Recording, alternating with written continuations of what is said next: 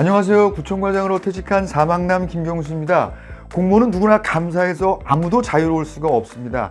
아무리 잘하려고 해도요, 모든 업무를 법과 규정에 딱 맞게 처리할 수도 처신할 수도 없기 때문입니다. 다만 드러나거나 적발되지 않을 뿐이기 때문입니다. 오늘은 공무원이 기왕에 감사나 조사를 받을 때 최대한 자신을 방어할 수 있는 방법을 알려드리겠습니다.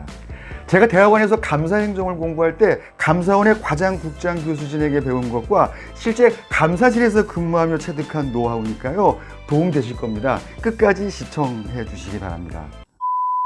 공직 생활을 하다 보면 참 많은 감사를 받습니다. 지방직 공무원의 경우에는 중앙행정기관의 감사, 시도 종합감사, 자체감사, 특정감사, 감사원의 외부감사까지, 거기에 복무감사와 직원 개인의 비위에 대한 조사를 받을 수도 있습니다. 누군 감사 일정이 잡히거나 조사 통보를 받으면요, 강심장이 아니고는 불안하고 초조한 것이 정상입니다. 그럼에도 자신을 보호하기 위한 대비를 소홀히 해서는 안 됩니다. 감사 결과에 따라서 확인서를 쓰거나 징계나 처분을 받을 수도 있기 때문입니다.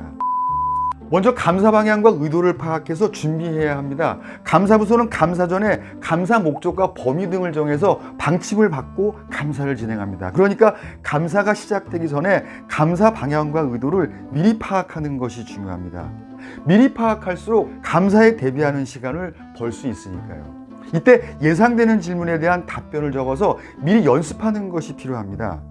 감사부서에서 직원을 불러 조사할 때도 마찬가지입니다. 조사 이유를 미리 파악해서 조사 방향과 감사관의 의중을 알고 어떻게 대응할지 준비할 수 있으니까요. 서류를 접거나 수치를 고치지 마십시오.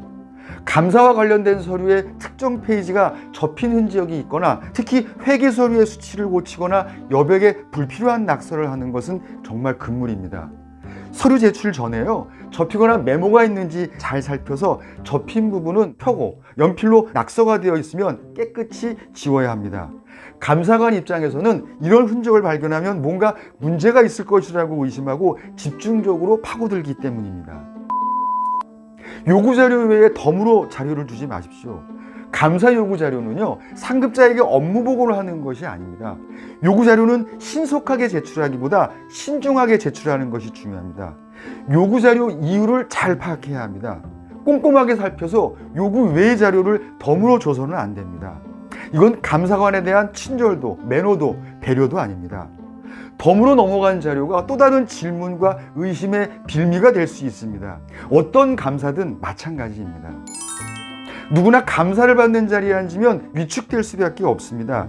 그 순간만은 누구의 도움도 받을 수가 없습니다. 심지어 내 편이라고 여겼던 동료마저 외면할 수가 있습니다. 그러니까 현장에서 발생하는 모든 상황을 스스로 해결해야 됩니다. 먼저 옷차림과 용모를 단정하게 하는 것이 좋습니다. 사소하게 들릴지 모르겠지만요, 무언의 첫 대면으로 상대방의 선입견을 갖게 합니다. 굳이 정장이 아니더라도 깔끔하고 단정한 복장이 좋습니다. 감사의 본질을 떠나서요, 적어도 신뢰는 떨어뜨리지 않기 때문입니다. 공손하되 침착하게, 불안한 태도를 보여서는 안 됩니다. 답변 내용이 부정확했더라도요, 당황한 내색을 보이지 말고 침착해야 합니다. 묻는 말에만 대답하십시오. 감사나 조사의 중심은 문답입니다. 감사관의 질문을 제대로 듣고 질문의 의도를 잘 파악해서 동문서답이나 엉뚱한 답변을 하지 말아야 합니다. 사람은 본래 자신이 하고 싶은 얘기부터 하는 습성이 있는데요, 묻지도 않은 말을 먼저 하면 오해나 또 다른 질문의 빌미가 됩니다. 횡설수설하지 마시고 감사관이 묻는 말에 두 갈식으로 요약해서 말하는 것이 깔끔합니다. 다음은 거짓말하지 마십시오. 개인의 비위나 민원 이야기로 조사를 할 때는 물증을 갖고 내부 검토를 마친 후에 하는 경우가 대부분입니다. 감사관의 질문에 자주 흥분하거나 섣부른 거짓말, 또 책임을 남에게 전가하는 식의 답변을 하면 더 난감해질 수가 있습니다. 다만 조사를 받는 입장에서는 위법행위에 대해서 처벌을 받을 수는 있어도 진실을 모두 털어놓을 의미는 없습니다. 확인서 서명은 신중하게 하십시오. 감사는 확인서에 서명이 돼야 비로소 종결되는 것입니다. 사실이 왜곡되었거나 감사관의 자의적인 의견이 들어갔는지, 내용의 진정성 등을 꼼꼼히 읽어보시고 수긍하기 어렵다면 수정을 요구해야 합니다. 확인서의 내용에 의해서 처분 여부가 결정되기 때문입니다. 일단 서명하면 수정하기는 거의 힘들다고 보시면 됩니다. 감사를 무난하게 잘 받고도 확인서의 내용을 꼼꼼하게 확인하지 않고 서명했다가 곤란을 겪은 직원을 저는 여럿 봤습니다.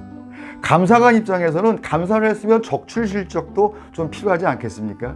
개인 비위에 대한 조사도 문답서와 확인서 작성이 끝나면 내용 확인 절차가 있습니다. 이때도 마찬가지입니다. 공직생활을 하면서 감사를 더 잘 받을 수 있는 방법은 평소에 법과 규정에 맞게 업무를 잘 처리하는 것이고요. 부정의 유혹과 맞닥뜨렸을 때 그날 밤 두 다리를 쭉 뻗고 잠이 들면 대응을 잘 하신 겁니다. 기억에 의존하지 말고요. 기록을 하십시오. 그러면 공직생활에서 감사가 두렵지 않을 겁니다.